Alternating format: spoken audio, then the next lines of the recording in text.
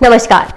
Welcome to another video by All About Law by Supriya. I hope my work will help you to understand law in a simpler and easier way. Now it's time to head towards our today's topic, that is unitary and federal structure. आज का topic समझने से पहले मैं आपको दो family से introduce करवाऊंगी so that you can get a better grip on to this topic. First is family F, second is family U. Now in family F there are three generations living in one house and Mr. A, who belongs to first generation, is 80 years old man. He used to do every family chore by his own. Now he is so old, he decided that why not he shall transfer his decision making power, responsibilities and duties to next generation. ऐसा नहीं है कि mister A is doing nothing, वो आज भी काम कर रहे हैं, लेकिन उन्होंने अपने हिस्से की बहुत सारी जिम्मेवारियां अपने बच्चों को पास कर दी. Talking about family U, again like family F, there are three generations living in family U as well, and Mr. B, who belongs to first generation, is 80 years old man. Now he does not want to decentralize any of his decision making power, responsibilities and anything else to the next generation. इतना वो बोल रहे हैं कि हाँ, अगर उन्हें कभी ज़रूरत पड़ी हेल्प लेने की तो वो सेकेंड एंड थर्ड जनरेशन को कुछ कुछ रिस्पॉन्सिबिलिटीज देंगे, but at any time he can revoke this decision. Here family F is federal structure and you is unitary structure. कुछ ऐसे ही फीचर्स हैं हमारे फेडरल एंड यूनिटरी स्ट्रक्चर के. Now let's understand them in detail. First is unitary structure or centralized government. Now in unitary structure, all powers held by government belong to single central agency. Centre क्या करता है, सारी की सारी parts खुद के पास contain करके रखता है. वो स्टेट्स को ये राइट नहीं देता कि वो इंडिविजुअली बिहेव कर सके. Now in this diagram also, these small circles are local units, states or provinces. Why these are intersecting to center? Because it's showing that local units cannot behave in an individual way. For everything they have to ask center कि अब क्या करें. Even center is the one who can make laws for state as well. हाँ, ऐसा हो सकता है because of overburdensome center local units बना सकती है, but at any time they can get rid of those local units. वो उन्हें कुछ responsibilities देती है, वो काम करते हैं, उसके बाद they vanish those local units. Like Mr. B said in family U, he can pass some responsibilities to next generation, but at any time he can revoke that decision. There are few examples of unitary structure: United Kingdom, France, Germany, Italy, China, who are following unitary government in their structure.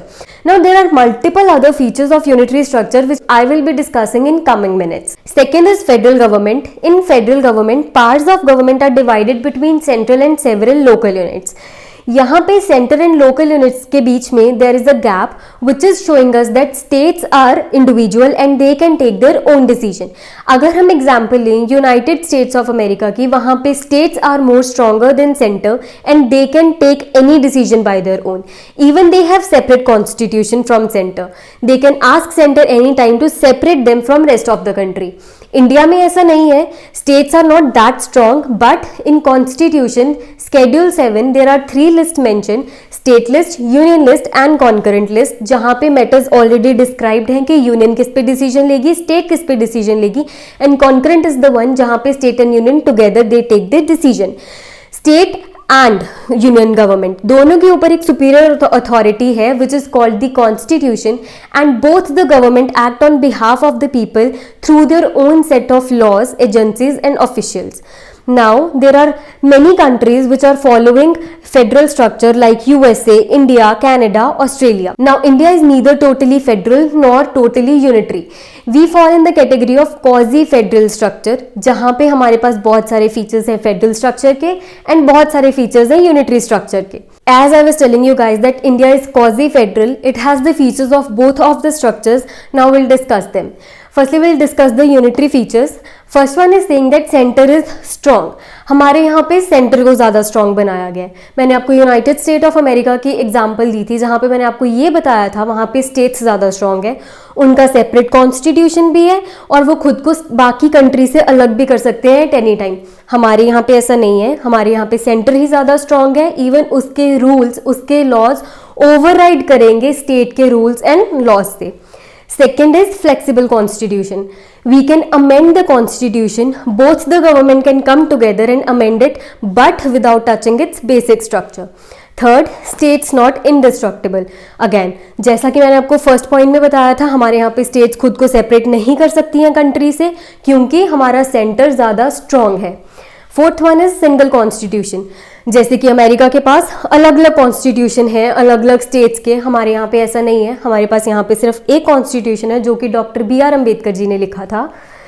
Fifth is emergency provision. अब जब भी emergency provision लगती है हमारे centre को और भी strong बना दिया जाता है, स्टेट्स की सारी पावर सेंटर को दे दी जाती है। Seventh is all India services. Although there are many services belong to the state only, but there are all India services as well, like IAS, IFS and IPS. Eighth one is Parliament can change boundary in the name of states. Parliament खुद से बिना state को पूछे बताए ये कर सकता है कि किसी भी स्टेट की बाउंड्री को इंक्रीज, डिक्रीज, इवन स्टेट का नाम भी बदल सकता है। Now we'll discuss the federal features. First one is saying that dual polity. हमारे यहाँ पे दो गवर्नमेंट्स है, एक तो सेंट्रल गवर्नमेंट है और हर स्टेट की अपनी सेपरेट गवर्नमेंट है। That is why it is federal in nature. Second is written constitution. In unitary structure, constitution maybe is written or unwritten. Unwritten constitution सिर्फ 3 कंट्रीज के हैं हमारे वर्ल्ड में। One is United kingdom, second is Israel and third is New Zealand. उसके अलावा जितनी भी countries unitary structure अपना रही हैं उनके पास रिटन कॉन्स्टिट्यूशन ही है, but it is not compulsory in unitary structure कि आपके पास कॉन्स्टिट्यूशन रिटन ही होना चाहिए। फेडरल में इट इज कंपल्सरी, तो हमारे पास रिटन कॉन्स्टिट्यूशन है, तो we fall in the category of federal structure. Third is division of power. मैंने आपको स्केड्यूल 7 का एग्जाम्पल दिया था और मैंने आपको ये बताया था there are 3 list, state list, union list and concurrent list. जितने भी मैटर स्टेट लिस्ट में मेंशन्ड है वो स्टेट संभाल रही है, यूनियन के यूनियन संभाल रही है एंड कॉन्करेंट के दोनों मिलकर संभाल रहे हैं। Fourth one is constitution is supreme.